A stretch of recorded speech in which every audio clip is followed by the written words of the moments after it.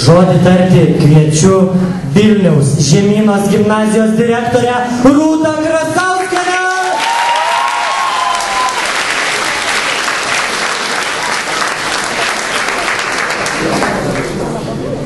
Tiesą sakant, tiek prisijuokiau, kad užkimau.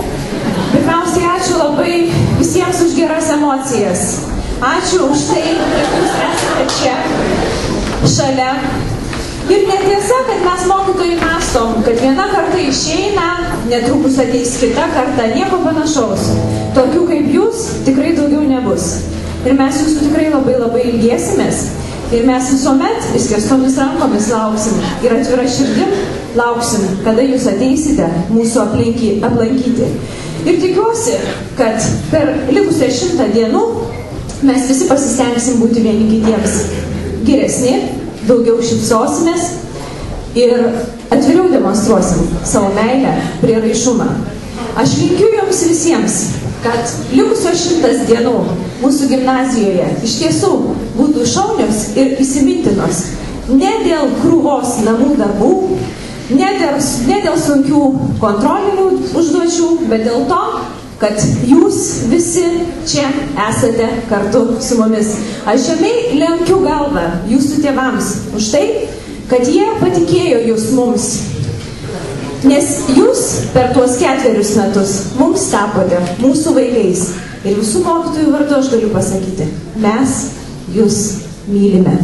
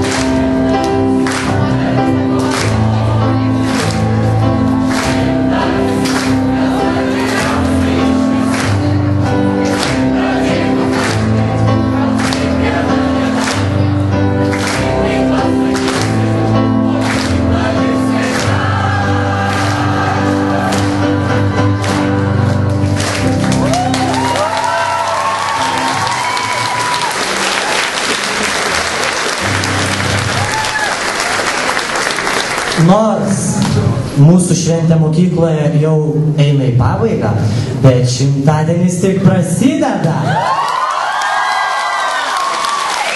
Taigi norėčiau pakviesti visus 11-okus ir 12-okus į valgyklą, nes ten jų laukia milžiniškas tortas, bet pirmiausia, plojimais pasveikinkime direktorę ir visą administraciją, nes jos pirmosios ragaus tortą.